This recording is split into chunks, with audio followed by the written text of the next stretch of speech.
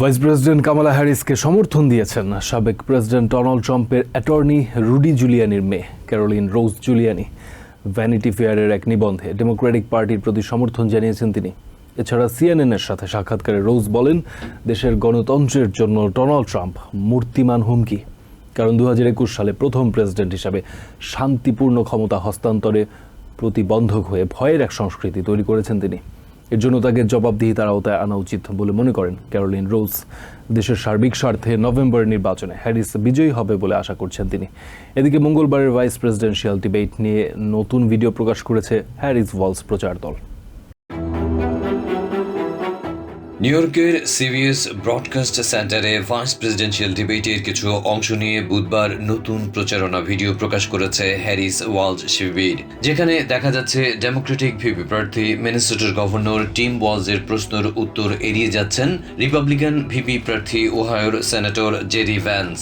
অতীত ভুলে ভবিষ্যতের পথে হাঁটতে চান ভ্যান্স, কিন্তু নিজের বসের ভুল স্বীকার করতে রাজি নন তিনি। তাহলে কি করে শোধরাবেন? সেই প্রশ্ন রেখেই নতুন ভিডিওতে বলা হচ্ছে, ট্রাম্পকে ভোট দিলে অতীতের সেই উদ্বেগ উৎকণ্ঠা বাস্তব হয়ে ধরা দেবে। এই যখন অবস্থা, তখন সাবেক প্রেসিডেন্টকে দেশের জন্য সবচেয়ে বড় হুমকি বলে উল্লেখ করলেন নিউ ইয়র্কের সাবেক মেয়র বর্ষিয়ান অ্যাটর্নি রুডি জুলিয়ানির মেয়ে ক্যারোলিন রোজ জুলিয়ানি। সিএনএনের সাথে একান্ত সাক্ষাৎকারে রোজ বলেন, দেশের গণতন্ত্রের জন্য ডোনাল্ড ট্রাম্প মূর্তিমান হুমকি। 2021 সালে দেশের প্রথম প্রেসিডেন্ট হিসেবে শান্তিপূর্ণ ক্ষমতা হস্তান্তরে প্রতিবন্ধক হয়ে ক্ষমতা ধরে রাখতে মরিয়া হয়ে ওঠেন ট্রাম্প, যা পারস্পরিক শ্রদ্ধার জায়গায় ভয়ের এক সংস্কৃতি তৈরি করেছে দেশে। এজন্য তাকে জবাবদিহিতার আওতায় আনা উচিত বলেও মনে করেন ক্যারোলিন। রোজ বলেন, তার বাবার জীবনটাও ধ্বংস করেছেন ট্রাম্প, তাই হ্যারিসকে নির্বাচিত করা না গেলে আমেরিকার ভবিষ্যৎ বলে কোনো কিছুই থাকবে না।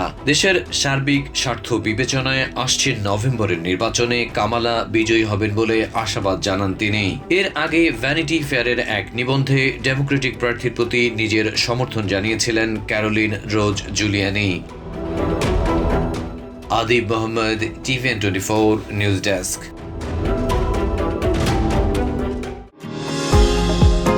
নিউ ইয়র্ক থেকে সম্প্রচারিত TVN24 টেলিভিশন বিশ্বজুড়ে বাঙালির কণ্ঠস্বর।